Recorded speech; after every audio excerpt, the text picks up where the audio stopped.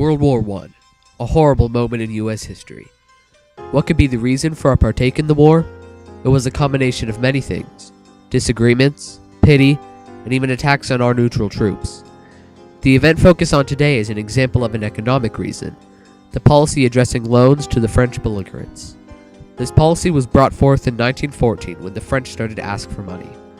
The USA declared themselves neutral in the August of 1914, shortly after the French's plea, although the United States were known to not want to partake in the war before their official declaration. To ask a neutral country for money during a war is demeaning and embarrassing, whether you get what you want or not. The French were rejected once, but they proceeded to ask multiple American banks for loans, which resulted in a policy that discouraged any loans given to the belligerents. The press statement given when the policy was released was this: the State Department has from time to time received information directly or indirectly to the effect that belligerent nations had arranged with banks in the United States for credits in various sums. While loans to the belligerents have been disapproved, this government has not felt that it was justified in interposing objection to the credit arrangements which have been brought to its attention. As neither approved nor disapproved, it has simply taken no action in the premises and expressed no opinion. The situation regarding loans could be, and probably was, a contributing factor to the USA's joining in the war, because it created an interaction with the war that showed how the USA was building tension, and that tension would eventually be enough to propel the states into the war. One of our experts here today is Samuel McRoberts, the Vice President of the National Bank during the time of the belligerents' request for money, and also the one who greatly influenced the creation of the U.S. policy on loans to the belligerents, along with Robert Lansing, who we will be interviewing later. Since I was the Vice President of our national bank, I was obviously opposed to the idea of lending money to anyone, not just belligerents. Yet I did understand the even bigger drawbacks of loaning money to a war we were supposed to be neutral in. I sent multiple letters to President Wilson, saying how we shouldn't send the loans, and we needed to come up with a way to ensure things like this don't occur again. I believe one of my arguments was, war conditions, as you are aware, have made cotton bills unavailable for the settlement of this balance against us, and it can only be wiped out by the shipment of the goods, in lieu of the cotton, that are now needed and desired by the various European countries.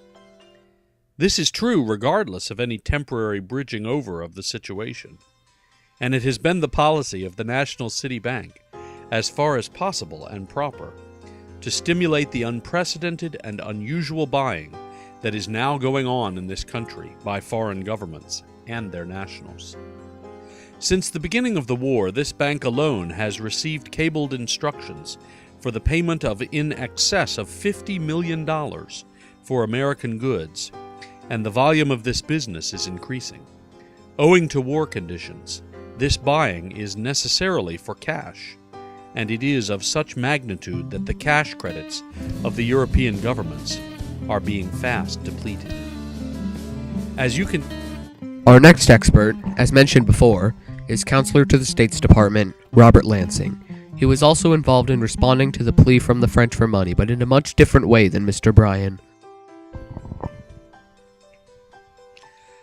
I was, during the time, the Counselor of the State's Department, and holding this much power, I knew I could make an impact on what the turnout of this situation would be. I didn't think it smart to make any positive moves with anybody in the war while we remained neutral, just like some of my fellow co-workers. So I wrote letters to President Wilson regarding the loans, and the negative effects to providing money to the French or anyone on their side during the war. One of these negative effects being that it would lead to our entrance in the war.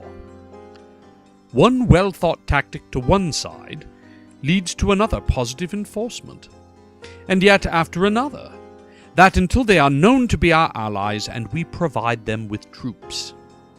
Yet, even with this loan declined, I felt the situation to contribute to our overall entrance in the war, because just to have a solid interaction with the war was forcing us to the path of entrance.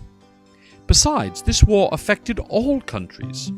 Entente, alliance, or neutral, they were impacted by the war. We were drawn to it, being a large power at the time, and there was only a slight chance we could remain neutral until the war was over.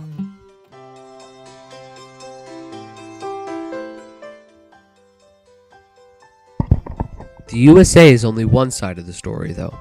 France and the Triple Entente's reaction would determine the real amount of the policy contributed to the United States entry. To focus on this, we have brought in an expert from the time, William Jennings Bryan, who dealt with most of the interaction between the USA and France, with consent from the President. Mr. Bryan was the Secretary of State during this time.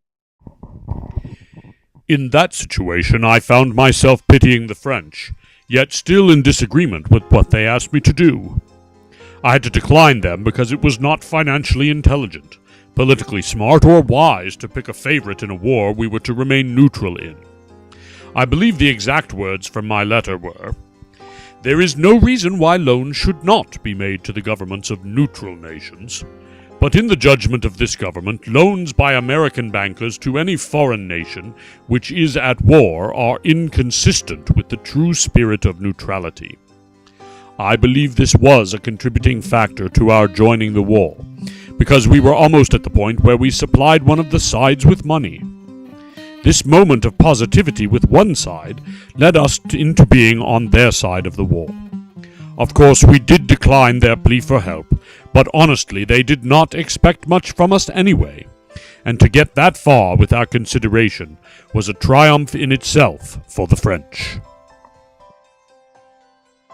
The French and the USA both find this policy important, but the question is, was it a contributor to the America's entrance in the war?